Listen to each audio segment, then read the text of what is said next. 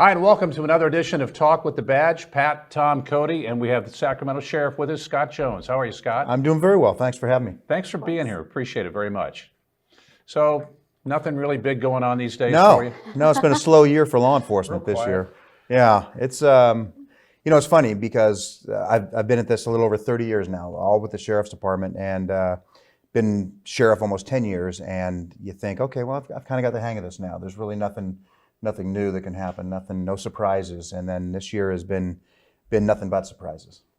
In situations like we've seen in the past month or so, how much information do you share with other cities, other sheriffs about how they're operating their town, or maybe things that are working or aren't working? Well, law enforcement, there's a couple of things. Number one, we're great at stealing best practices, so we're always looking to other agencies to find out what's working, or perhaps that's exactly what radio people do. Hey, it's plagiarism is encouraged, or more importantly, perhaps what's not working in other agencies to try and keep ahead. Right, that's the goal, to try and keep ahead of some of the trends that are emerging. And so I talk to other sheriffs regularly, although we normally have quarterly meetings, but we've had to do them more virtually. But certainly everybody in Sacramento County, all the law enforcement leaders, the chiefs, parks, CHP, and us have been talking twice a week, but now once a week throughout the pandemic first, and then a lot of this unrest since. And it's one of those situations where, like, if you look around this room, normally in a situation like this in a normal year, it'd be filled with people who want to talk to you and ask you questions. Our building is virtually empty, with the exception of maybe 9 or 10 people that come in. You guys don't have that luxury. You're showing up to work every day. So originally, and early in there, we decided which, I hate using the word non-essential employees because they're all essential, but folks that could do their job remotely and that weren't really necessary for the critical day-to-day functions. So we sent a lot of those folks home. So on June 15th, we brought them all back. So virtually everybody is back to work now. But you're right, the frontline folks, the dispatchers, the officers, we didn't have the luxury of staying home. And we have not been untouched by COVID. We've had 13 of our employees test positive for COVID.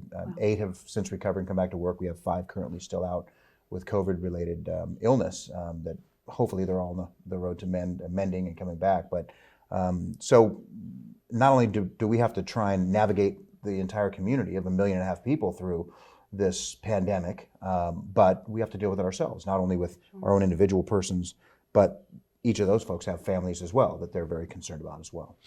I was at a situation Friday. It was at a promotion, and some people were wearing masks. Some of the production team that was key to making this go this close, not wearing masks. I know the governor said one thing, and then you have people that adamantly want a mask on, and others that not on my turf.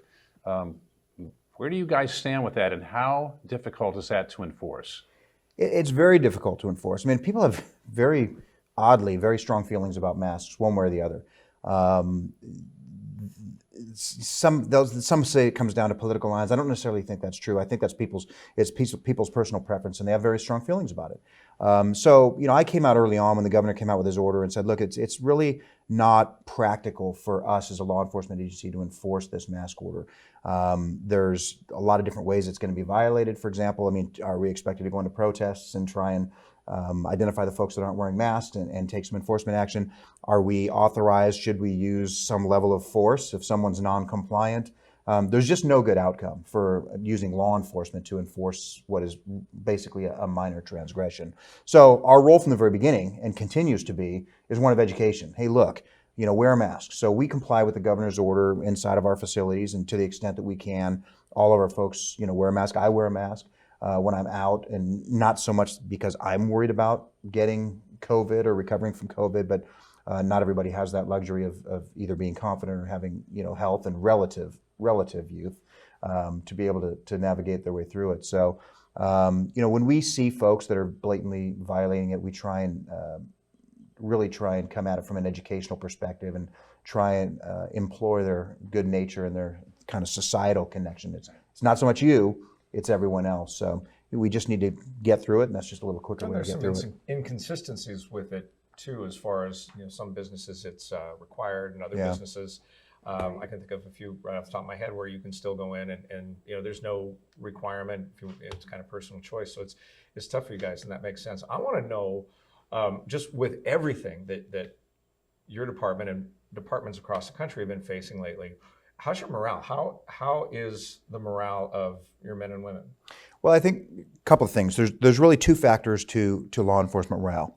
That's one is knowing that the community supports you. That hasn't changed. There's a lot of people screaming loudly. There's a lot of people talking loudly and saying things, but the reality is Gallup and other polls, we've done our own personal survey that shows that strong support for law enforcement sits right about between 70 and 80%. That hasn't changed. The people that have always supported us still support us.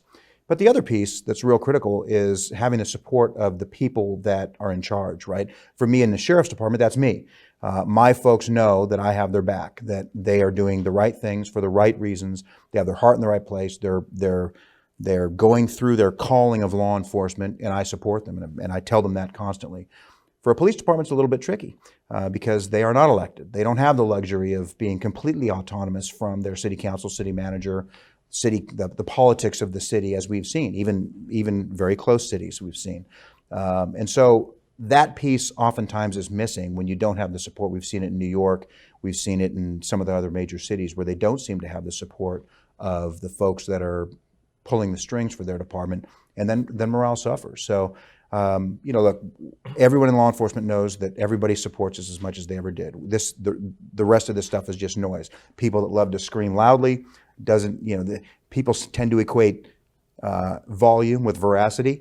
The louder you talk, the more truthful it is. It's just not true. I mean, the support for law enforcement is there, but as some of these politicians, the mayors and so forth, get swayed by these loud voices, it does trickle down to the department. So fortunately, I think I would categorize morale in our sheriff's department, or sheriff's offices, as quite good, but I go out of my way to make sure that they know I have their back. So important. In what ways can the community reach out or help officers? Well, it's, I get so many stories every single day. Every single day I get emails, I get handwritten cards. I get stories from my officers that say they're out somewhere, and everywhere they go, they have people saying, hey, we support you, we back the blue, thank you for what you do, offering to buy them their coffee or whatnot. And that really happens every day. There's no media appetite for that, so it never gets reported. But it's real important for my folks to see it. The challenge for me from a leadership perspective has always been is at the line level, and I was out on patrol at one point, so the line level, they always know that they're dealing with folks who aren't always happy to see them, right? We're oftentimes doing things that they don't like. But they can come home and know that the media, that the politicians support them. Well, that piece has been kind of screwed up over the last couple of months.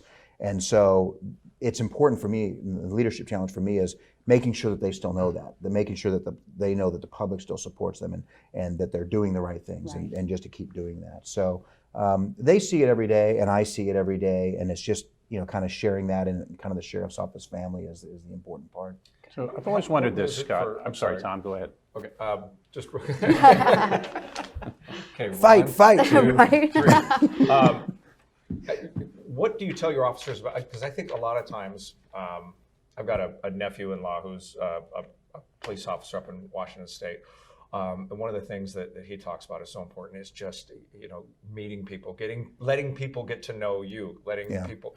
How important is that? And is that something that your department emphasizes? Is that something that your deputies try to do? It is. Law enforcement is, I've said this before, law enforcement is kind of a journey. It's not a destination. So, we have to constantly evolve as our communities evolve, or as the community's expectations evolve as well. So we have things now that we never had before, such as a youth services unit to interact with youth in a positive way rather than always showing up for something bad.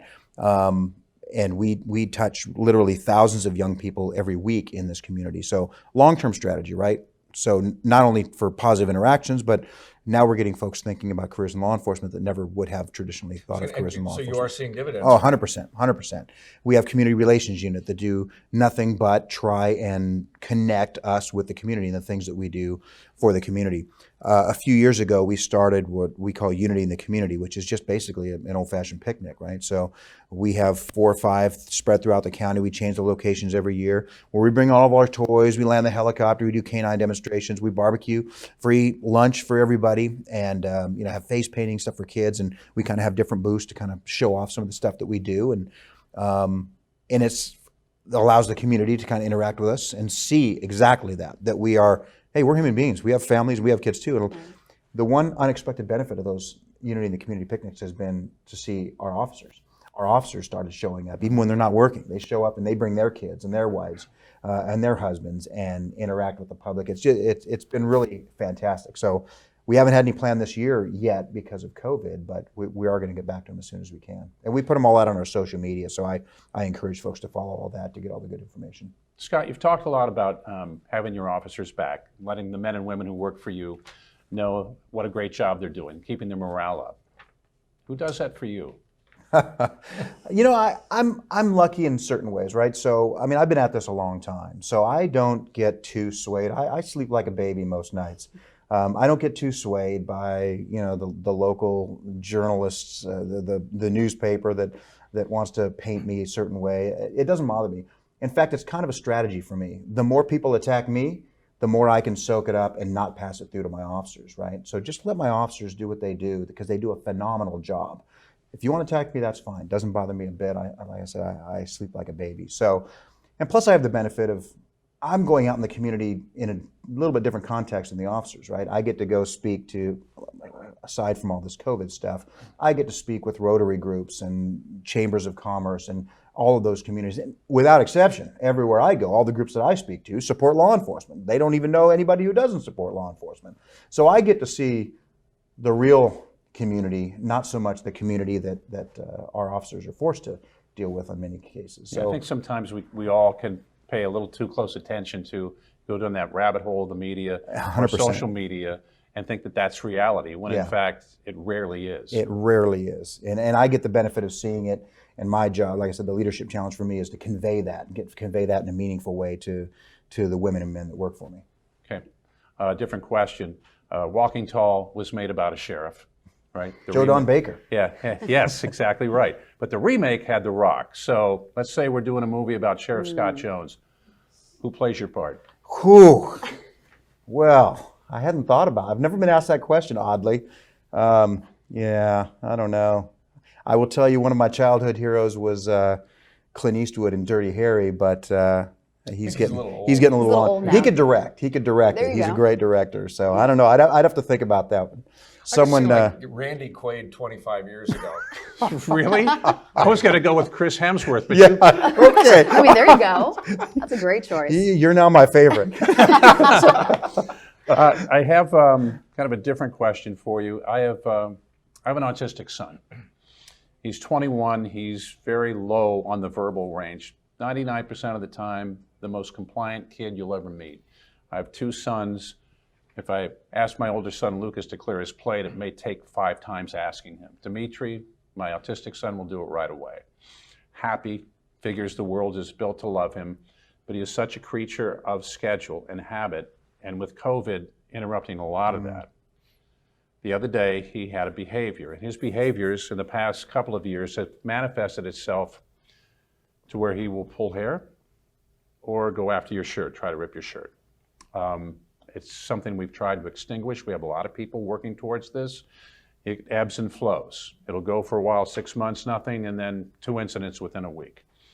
So he had an incident, and it happened out on the street corner of like 2 houses away from where he lives with his mom. And a neighbor saw this. He went after a tutor. His daycare lady was with her or with him, and his schedule had been very upended that day. The person who was supposed to come in and take care of him in the morning, canceled.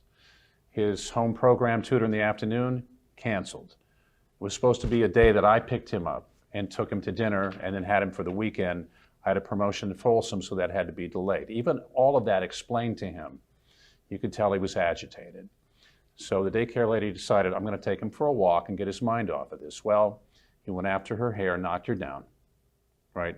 She did a textbook delivery of how to deal with it, how to de-escalate it, grabbed his hands, yelled in his face, got him off of her, sat him down, and then started asking him a series of questions, things that he understands. What's your name? Where do you live? What's your dad's name? What's your mom's name? What's your dog's name? Had him count to 30. In the middle of this, a neighbor saw it, came running over, a neighbor who's lived across the street from him his entire life, and started yelling, call the police, you need to call the police. Started using terms like assault, right? We kind of got past this, but I guess my question to you is, what kind of training do your officers go through, or is there training for them to deal with people like my son? Yeah, that's a great question. So, I talk about that evolution of law enforcement being a journey, and that's something we in law enforcement in general, but certainly in the sheriff's office, have gotten better at over the last several years. And, taking that to a little bit different scenario, often a call that we get frequently is parents that have been dealing with a mentally ill child all their life. They may be an adult child still living at home, but at this particular moment, they might be out of control. There might be issues where law enforcement has to be called. The family feels like they have to call law enforcement, and we show up, and we don't have a particularly large set of tools. We don't have a large toolbox for that, and so it ends up devolving into a fight, and sometimes, in rare instances, but it does happen, it ends up that we have to use deadly force or some force against that person. And I have a tremendous amount of empathy for that, because I have no problem winning a fight if someone's bent on fighting us and or a bad guy, they're shooting at us and we shoot at them and we hit them. I have no problem with that, but I do have a tremendous amount of empathy for that. And so a number of years ago, I committed, in fact, to a father of one such instance, that we would do a better job. And so we started going around the country looking at best practices and how do we deal better with mentally ill persons and trying to avoid some of these different disabilities or learning deficiencies, and how do we deal with this? Because we were responding one way. If someone has a cognitive impairment of some sort or a mental disability, we just maintain distance. We treat them all the same way, and obviously there's different approaches depending on what condition you might have. And so from that, we developed a number of things. Number one, we have a lot better training to differentiate among different types of disorders and have a different response to each. We also have community response teams that pair up deputies, sworn officers, with clinicians, with mental health clinicians. So if the appropriate call, we can dispatch that team so we can have more of a treatment response versus a law enforcement response. But I know there's been a lot of talk, and it kind of goes into this defunding discussion about we may not be the best person to handle calls like that. I was just going to ask you if you felt like your officers are being asked to do too much. Well, we are definitely asked to be jacks of all trades, right? And we are asked to be experts in a lot of different things. Homeless, the many different kinds of homeless, from the down on their luck folks that we all have an amount of empathy for, to the ongoing criminal enterprise homeless, or the perhaps dangerous sexually violent predators, or drug addicts, or alcohol dependent homeless people. So we're asked to become increasingly experts in an increasingly wide variety of fields. So, as I've told our county leadership, look, I'm wide open to the discussion about how can we better respond, what might be a better way to handle some of these, especially mental illness calls or cognitive impairment calls and homeless calls.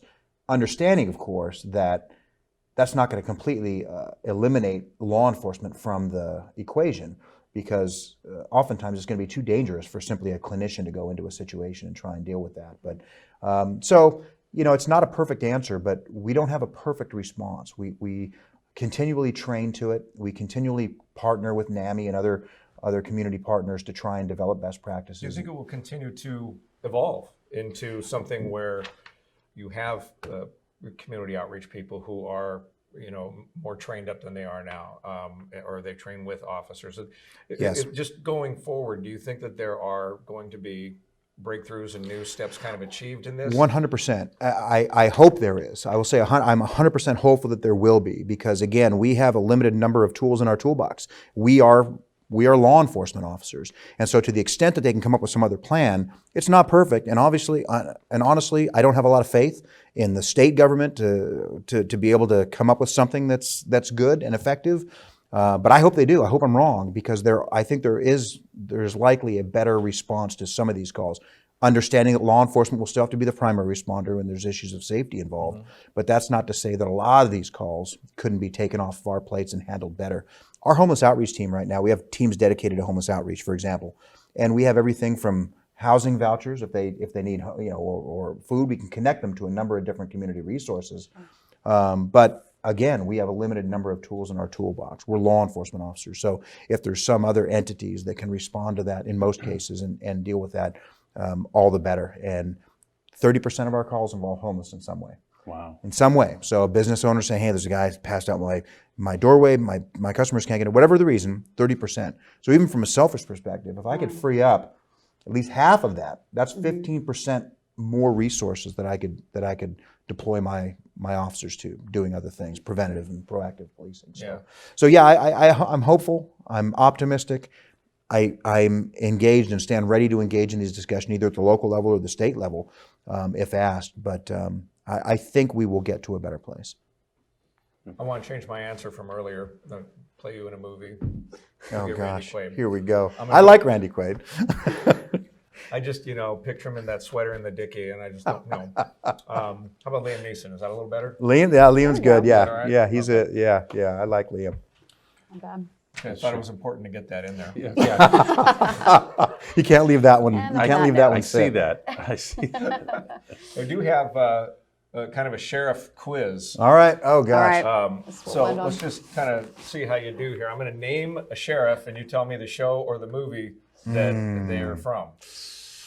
Unless we have any more serious questions. We want to get those out of The way first? difficulty with that, of course, is I have a hard time watching a lot of these cop shows. Okay. Oh, I Well, can okay. imagine. I think That's a good That's a question. good point Yeah. because every time I see a show about a radio station, they So never true. wear Right. headphones. I mean, there are things Yeah. that just Yeah. Or are even TV Is broadcasting. there a show where you go, you know what, that's close? Well, I mean, obviously the unscripted, the cops and things like that are pretty accurate, even though some of that is adjusted. But yeah, those are pretty accurate. But The Wire, maybe? I haven't watched The Wire. I've heard it's very good, and that's on my queue, but I haven't watched it.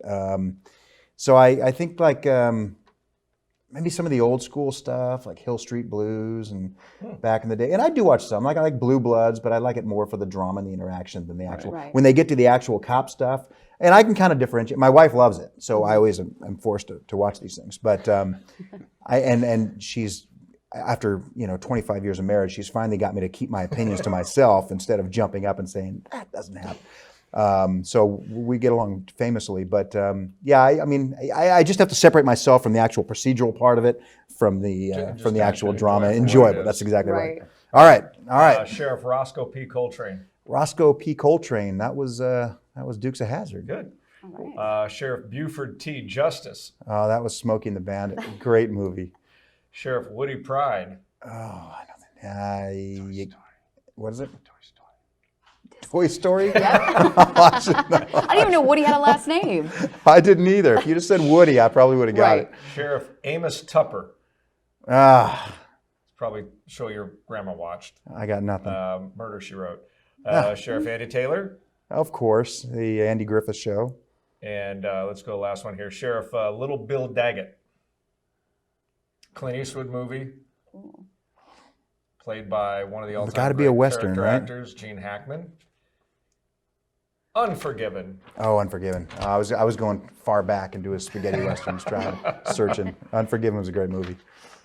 Not bad. Well, Scott, is there anything you want people to know that we haven't covered? Or I think frustration for a lot of people is trying to let us know how much they support us and how they don't like some of the things that they're seeing. And I guess, I always try and reinforce that message that we know, we get it, we understand that, and we appreciate that. And every time that we've called upon the community to support us, whether it's been a tragedy in our own department or we've needed the support, they've always been there. So we know they're there. We appreciate that we still have everyone's support. And just rest assured that when you need us, you call us, we'll be there, and we'll just keep doing the great job that we're doing. You just keep giving us the great support that they give us. we appreciate everyone who works for you. Appreciate that. Thank you. And one of the things that's always struck us from the day they got into the Sacramento community is when the worst things happen to officers, Dutch Brothers, they always step up. Yeah. Dutch Bros has always been a good community member. So hopefully that kind of support, A, is not needed, Yeah. but B, is felt. Yeah, it's very much felt, and they're one. They get a high-profile recognition oftentimes when things like that happen. But there are smaller acts of kindness. Certainly during times of tragedy, our coalescence around our department. But every single day, there's small acts of kindness from individuals and businesses all over this county. Again, it doesn't make for great news, I guess, but we feel it and we appreciate it. That's the most important thing. Yeah. All right, Sacramento Sheriff Scott Jones, thank you so much. Thanks, It's a great guys, meeting. for having me on. I Thank appreciate you. it. Nice to meet you guys. Right. Thanks for watching Talk with the Badge.